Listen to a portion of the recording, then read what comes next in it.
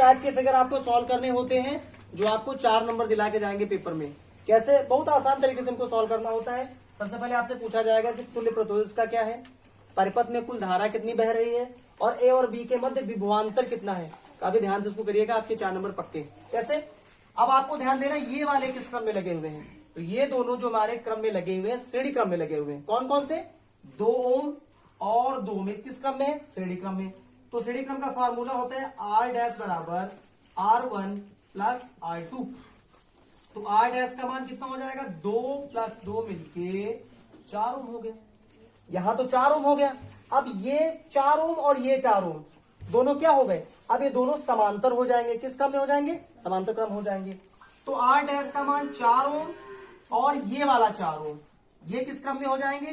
अब ये हो जाएंगे आपके समांतर क्रम में। ठीक है, समांतर क्रम का फार्मूला यहां से डार्क लगा सकते हैं। R डैश बराबर R, देखो यहां पर R डैश इंटू ये वाले 4 ओम, यानी इसको आप लिख देंगे R1 upon R dash into R1।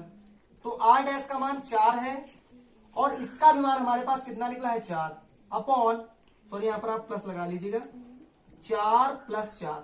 तो ऊपर इनका मल्टीप्लाई कर दो 16 और इनका मल्टीप्लाई 8, तो कैंसिल कर दो, तो हमारे पास 2 ओम आ जाएगा। ठीक है, अब आपका तुल्य प्रतिरोध कितना आ गया? 2 ओम आ गया। अब आपको निकालना है धारा। तो धारा ओम के नियम से I बराबर V बटे R से। V का मान 2 वोल्ट है और प्रतिरोध हमारे पास 2 है, कैंसिल कर दो, 1 एम्पियर हमारे पास आ गया। तो धारा भी पता चल गई। अब हमें बताना है A और B के मध्य विभवांतर कितना है। यहाँ पर बहुत ज्यादा कंफ्यूजन होती है कि A और B के मध्य में, यहाँ पर तो उन्होंने 4 बता रखा है, लेकिन यहाँ 4 नहीं आपको काउंट करना है, आपको इस वाले प्रतिरोध को ध्यान देना है, क्योंकि लास्ट टाइम मैंने इसको समांतर क्रम में जोड़ करके कितना प्रतिरोध निकाला? 2 ओम निकाला है। तो मुझे निकालना है क्या? विभवांतर V बराबर I इंटू R से। I का मान 1 है, R का मान 2 है, तो आंसर हमारा कितना हो जाएगा? 2 वोल्ट। बहुत आसान भाषा मैंने सिखा दिया है, आप इसको जरूर नोट डाउन कर लीजिएगा। Thank you.